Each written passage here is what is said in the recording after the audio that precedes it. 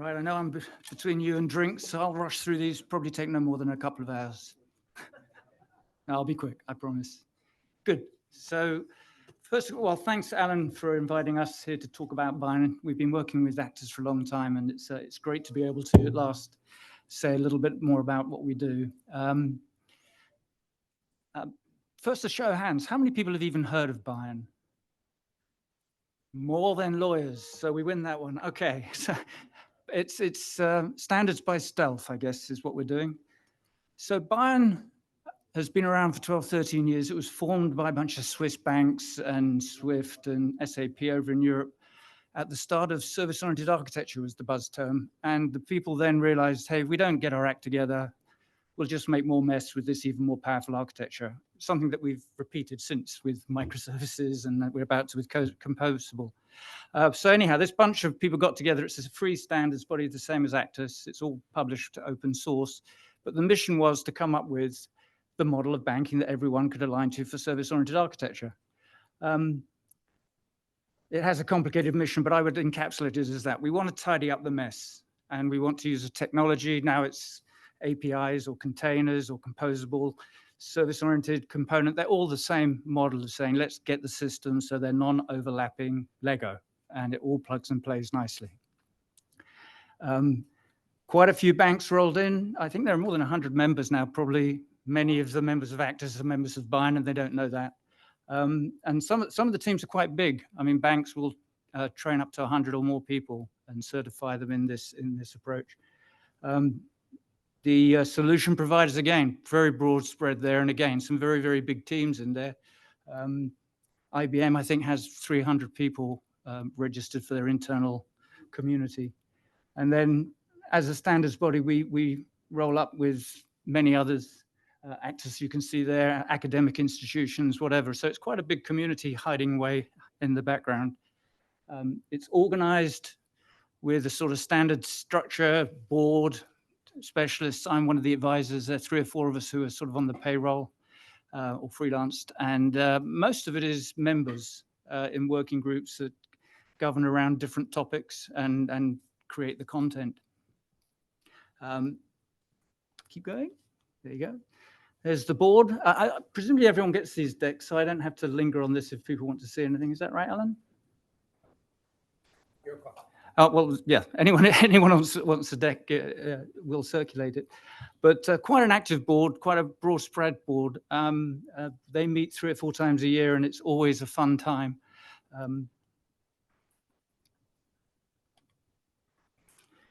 What I want to say about the standard itself, because it is fairly unique. And I've been doing this. I did something called component business modeling before at IBM, going back 20 years, 23 years now. And I've not come across anything that's equivalent to this. And I'll go through it very quickly so you can see some of the underlying architectural implications of the way we design the components. It's really what we're trying to do is componentize banking.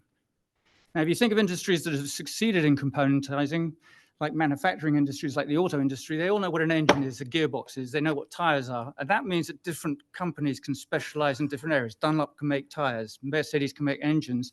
And as an industry, they can build better products. Another industry you can look at that's componentized, which is not the most efficient, the film industry, they don't actually make anything tangible, but they all know what they do. They know what an actor, writer, director, I don't know what a key grip does, but they probably do. And they can form for an individual transaction. Not the most efficient industry, but certainly one of the most nimble. Also, if you think of CGI, what that's done for filming, it shows another thing. That fundamentally changed a few components, but all the other stuff remains stable. And so a componentized business is not only able to do more sophisticated things, it can be more responsive to change and resilient to change. Our challenge was, well, what's the component model for banking? And the answer is there wasn't one. Oh, wrong button. So this is the technique we used. And if you've ever done any architectural design without knowing it probably, you don't realize that you combine 2 things. You have stuff, ingredients, and you want it to behave a certain way. So whether I'm designing a house or a city or computer systems for a business, I need to understand what are the ingredients and what are the behaviors that I'm going to support with those. And what we're building is the control systems that implement a behavior to stuff. And so the component model that we've done is saying, well, we'll look at the different types of behavior we want to enable, the controls we do, and what are the things that are in the bank on Monday morning that I'm playing with? Tangible things like computers and people, intangible things like knowledge, know-how, money, market reputation. And what we say for our component is each component applies a control behavior. It manages something, operates something. It does it from start to finish as often as the bank wants. And that's our organizing principle for defining a service domain. And we spent the last 12 years playing with this concept, modeling probably thousands of business scenarios in order to boil it down to what's a sort of MECE breakdown of all the types of stuff, tangible, intangible, I have in the business. Sales capacity, servicing capacity, delivery capacity, knowledge, market reputation, relationships. And what are the main behaviors that my control systems apply? So I operate something, I manage something, I analyze something. And through doing that analysis, we've come up with the components. And here they are in that landscape thing there, the eye chart. They really represent the sort of 350, I think there are of them, conceptual building blocks that you can assemble as Lego to build anything you want. And because of the way they're designed, they have some really key features. They're discrete. Because each one does its behavior to its asset for the full life cycle, nobody steps on its toes. They're a peer collection. We've gone down to the level where you either need one of these or you don't. You don't break them in half. Now, you might have a different implementation of them, but you either design products or you don't. You either manage relationships or you don't. And that's important for the model to be canonical, I'll come back to. We think of them as an operational service center. They really are just a discrete building block or a partition. So it's got people, procedures, and systems. Obviously, for us and for you guys, it's the information technology view of it that you're looking at. But really, you can think of it as a thing that can be deployed. You can insource or outsource it. And you might think they all, because of that constraint, look pretty much the same. But depending on whether they're handling one thing or many things, if the things has a short or long life cycle, they actually look very, very different. So there's one that does the corporate strategy, and you would hope that has one active strategy at any one point in time. There's one that manages customer relationships. There are probably millions of those in a big bank. There's one that designs products, and the life cycle of a product could be 40 years before you get rid of that product. There's one that handles customer contacts. If you dial in to check your balance, you're probably there and gone in a second. So some of them spin fast, some of them spin slow, some of them do one thing, some of them do millions of things, but they all are discrete and non-overlapping. Architecturally, this is where it really starts to be interesting and where ACTUS really starts coming into play. They're incredibly stable over time. Because we just say, you do this to this, you're responsible for doing it, what you do, but we don't tell you how you do it. For example, there's a service domain that authenticates you. 40 years ago, we had signature books. Now we've got thumbprints and biometrics. 10 years from now, we'll have a chip in your head, but we still need that service domain. And it's the same with all service domains. And indeed, an earlier model of this I did with IBM in 2003. They replaced the old CBM model with the BIAN model, and we did an audit, and there really wasn't any major change other than we got better at it. They're fully contained and discrete because they manage their whole life cycle, and data's come up a lot of times here. If you're all sharing a database, then you've all got to agree what that data means, and it's a horrendous task. It's the worst of all things. Service domains encapsulate their data, and they just exchange semantic business information between them. So it's a whole different way of looking at data and managing data because it remains in context. Canonical, this was coincidental because the functional patterns and the asset breakdown we did was generic. It turns out that the components are the same for everyone. We've got 100 members. I don't know how many banks have used the model. It's free. We constantly hear from consultants that they're constantly being asked about the model. They're all using the same model. And when you think about it, that's remarkable. It's the same as the ACTUS model, and it's because what ACTUS models is fundamental. It's like parts of speech. You can have different languages, but you all have nouns and verbs and other parts of speech. It's the same with the components. These are fundamental building blocks if we get the designs right. They are therefore canonical. And it's now a blueprint for composable. We're seeing more and more people wanting to plug and play. They don't want the monolithic systems. And so having a common blueprint is critical to moving into that composable space. I'll go fast now. There's a lot of stuff in BIAN. You can go to bian.org and have a rummage around. There's the landscape. A lot of people use the landscape as a sort of bank on a page model for doing enterprise analysis. The most relevant use of the model is those things you see in the middle at the top. There's like a business scenario, which is like a flow. It's a bit like a business process, which shows which service domains talk to each other to get something done. And then there's a wireframe, and I'm going to show you the wireframe that we've used with ACTUS in a second or two. Everything's documented.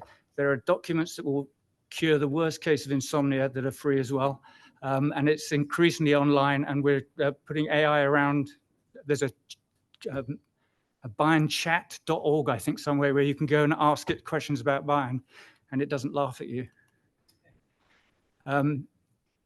As I said, there's a massive content now. There are about 350 service domains, each of these Lego blocks.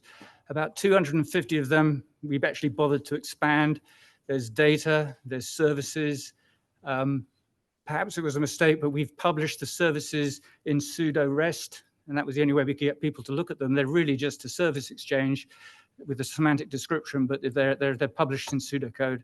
That gets people to document. There are literally thousands of these endpoints, and a big data model that's mapped back to ISO 20022, Swift being one of the founders. So you can easily get lost in the content. And then the last point is, why now? Well, this slide's now 15 years old, and I've been saying now for 15 years.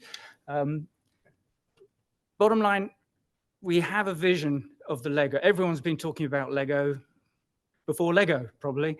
But I think now we are getting to the point where we've seen canonical service-based design being reused, and we can move to it. The technology is enabling it. The Kubernetes, the cloud, everything is now of a capacity to do this stuff. And the business models, the fintechs snapping at the heels of the banks and DeFi and everything else, the people writing the checks are saying, we need to be more nimble. We can't mess around with these 40-year-old core systems anymore. And so there's an awful lot of momentum for change.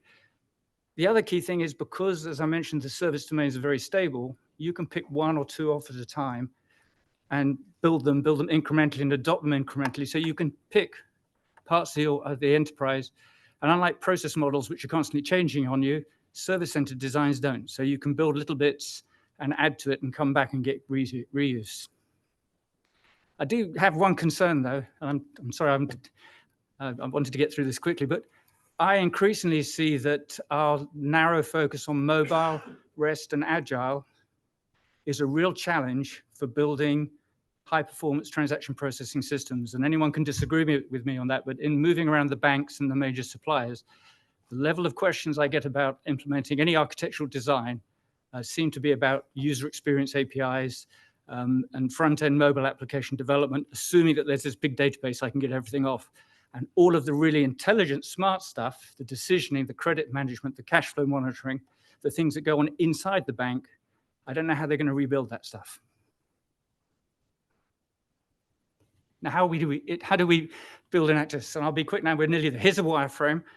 As I mentioned, well, I didn't mention actually, all the service domains cover all the functions in the bank, and there's a collection of the ones you see in green are the ones that fulfill products, so term deposits, mortgages, investments. So what we thought in BIAN was if we could map the ACTUS representation to the fulfillment of all products, that's where the fun starts. And so that's what we did. We went into, this is a model of the innards of a term deposit, and you can see those little yellow boxes of the different functions it performs that you can call on, like making a deposit or a withdrawal or calculating an interest or handing a fee. And you see at the bottom, we added in financial status tracking. So in our view, every service domain that fulfills a financial facility or product should be capable of reporting on its status. And we took the way we represent data and worked with Jeff's not here, but and Willie, I think you were in the loop then when we first did this. We made sure that the information that we keep at a semantic level describing the product covered the terrain for all of the 115 or whatever ACTUS primitives. So if you wanted to expand the semantic down to ACTUS compliant, you could.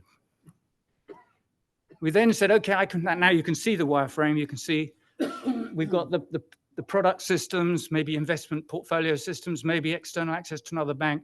We're pulling all that ACTUS information into what we call a financial contract switch. That's the service domain, is the consolidator of that information. And then you can see, just as an example, other parts of the business that might inherit that information. You've obviously got financial and regulatory reporting. You've got bank policy, ALCO, group treasury. The project we did with Willie was, at very early days, was someone's portfolio, working out what mortgage they could afford, so down at the customer level. I mean, this stuff can go everywhere. And to the topic that's been said already so many times today, you've got the financial contract switch, which is your model. And then you've got this library of calibrated risk routines, which you can do all sorts of wonderful analysis with. And when you've got the service landscape to browse across and see what can I do if I'm treasury or relationship manager or product ideation or risk management, the combination of having a predictive model of the cash flows, which can be a single account or the whole book of the bank, and being able to run any scenarios across it is invaluable. And you can see a list of all the sorts of benefits that we see there. And this, I'm going to wrap now, because what happened was we presented ACTUS to the BIAN community. So Jeff, who's not here today, presented, I know Francis was very much part of it too, the FDIC study to BIAN. And people have already drunk the Kool-Aid of BIAN. We're obviously fascinated. We got a lot of traction within the bank. So the real problem is, as it's come up to date, having the skills to apply this technology. That's the biggest challenge. So just a couple of points. We make two ACTUS and then I'll wrap. It was a big eye-opener for BIAN people that they could take financial contract information from all the products in a standard form. That resonated. The fact that they were then looking at the future model of that and the events across a consolidated view is key. And I think one of the craziest things at the moment is we're talking about core renewal across banks. They think a real-time ledger is going to solve their problems. When you make a deposit and the bank lends it, the bank's job starts at that point, and you must be able to look at the cash flows. And so anyone who replaces a core ledger system with a core system with a real-time ledger and doesn't build in these cash flow models, they're going backwards.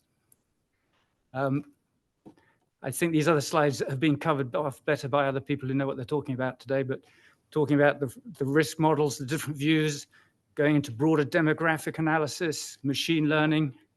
I guess the last point was this was all done with read-only extract from the asset and liability systems or assets under management. It's read-only, so it's non-intrusive the first times you do it. And I think the time it took for producing the FDIC reports was 4 people working 10 weeks. And I'm not sure if they had jobs as well, Francis, but I mean, it was quick.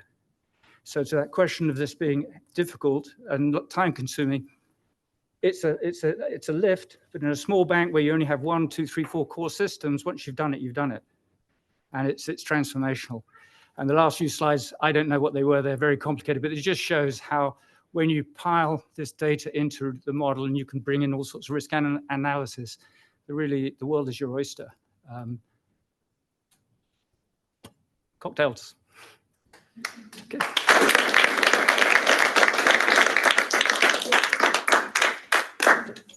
You want to take some questions? As long as they're easy. Yeah. Any questions? Good. I put you all to sleep. We'll have a bringing standards to the FDIC. Yes, sir. Question from a humble banker, not a technologist like you brilliant people. Do you think there's a role for ACTUS to play in helping to reward good banks and encourage banks which are perhaps not as developed in their risk management to improve their game? Absolutely. I think we had a drop the mic moment. I was at the board meeting and I said, it just happened to be me, I probably copied someone, said, there is nothing a regulatory reporting authority should be asking of a bank that it doesn't have already.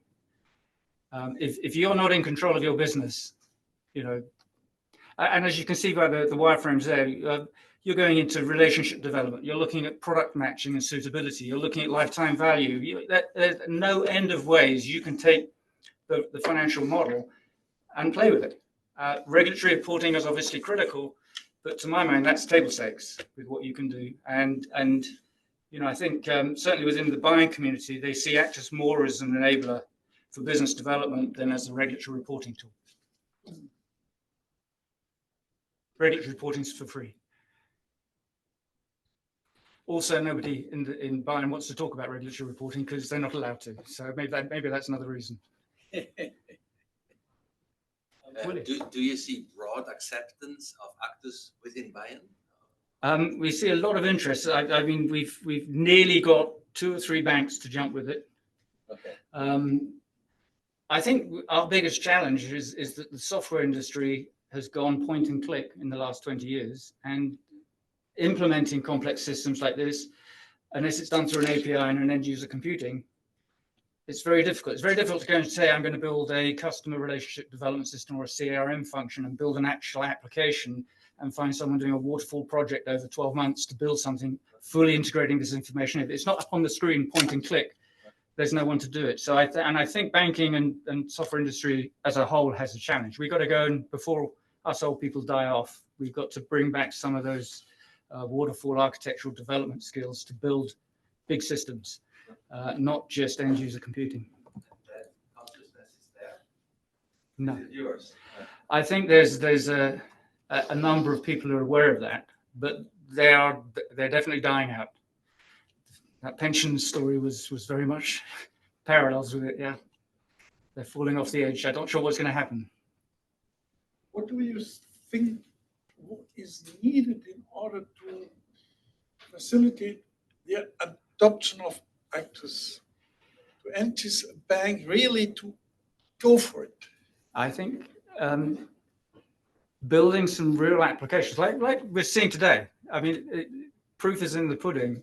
But I think in the relationship development, I think in group treasury, I think I'm also doing it for some of the smaller banks. I mean, one of the problems BIAN has is it's doing it for big banks, and if you wanted to do this journey, you wouldn't start in a big bank because you've got 800 messy systems. Let's go to a small bank where there's one core and fix that. And also the smaller banks are more relationship driven. So your ability to do lifetime value views of the customer is going to resonate more with the smaller banks than it does with the big banks in the moment who are going payments and next best product. And so I think targeting the right sector with the right product, and then you've got to get the team together to build it, will start the motion. But it's not going away. Sorry, I'll get right to you, but you know, the ACTUS is a fundamental design. Willie, I know you did it 20 years ago. It hasn't changed. And so it's not that someone's going to come There's with an infrastructure. it's refined, yes, it's refined, but basically it's the parts of speech of finance. And you've articulated, you put it down, you just got to find a way to implement it and get critical mass and bootstrap it into the community. And I think revenue generating, there's probably easier wins there than most other places. So. The regulators, I said it earlier, they're very good at issuing principle-based, high-level, fluffy rules, PCBS 239, and then not put flesh on it. So there's one principle, if you're in, which we could perhaps exploit with ACTUS, to say, well, if you are in control of your data better than the other one, you have less regulatory capital. Yeah. And here is perhaps a challenge for this community here. We all understand that if a bank has its entire business on ACTUS, they have the data at their fingertips. That should be the darlings of the regulators. Absolutely. So if we can propose a test for a bank to the regulators, then the regulators are in a situation where they have to put deeds behind their words. And industry could push. Good job Francis is here because he'll correct me if I get this wrong, but I'm echoing what Jeff said after the FDIC thing, was that the regulators would guide, but they would not be comfortable imposing. I think what you see with PSD2 and the UK open banking standards, that's as far as anyone's ever gone. The regulators tend to not want to go beyond the fluffies. I know the regulators I work with. Yeah, I'm okay. one of them. My colleagues tell me, we do technology neutral regulation. I say, fine, we don't privilege IBM over Apple, but we shouldn't do technology ignorant regulation. That is downright dangerous in the age of technology, isn't it? I agree. I think if you used ACTUS to get better management information on the portfolio, and as a byproduct, you could drill down and see everything if you're a regulator. But if it generated revenue or margin or customer loyalty or whatever, if it did that as well, and I think you need to have Give us both. the cake and the icing for this to happen, would be my guess. Right, you must be thirsty by now. Yes, sir. There are some banks in your list who are large international banks. Yes. And they're subject to different reporting requirements in different countries, and there are sort of layered reporting requirements in the United States for them, which require them to report different kinds of things in different ways that they do at home. Do you think they would find it helpful to have ACTUS as kind of a linchpin for the different kinds of reporting requirements that are imposed on them already, that would allow them to immediately translate one to the other? I think completely so, yes. I think completely so. It's just, and there was a comment earlier about the data standard, and this is the last thing I'll say because I know you need to drink. It's quite important to be at the right semantic level, because there will be data field formats or machine representation. You don't want to take your designs down to machine readable. You want to take it down to semantic, unambiguous semantic description. And what that gives you is portability. We've made that mistake in BIAN, going too deep in payments, whatever. You want to describe the information, describe the algorithms in a way that can be interpreted and automated in perhaps different languages and different contexts, and find that balance point was where do we get the most reuse and allow for adaptability in implementation without losing the consistency. And I don't know how you do that, but you've got smart people here who will find that pitch level. But understand there's a transition from semantic description where you can go everywhere to physical implementation where you are locked in. And we don't often have that boundary clearly worked out.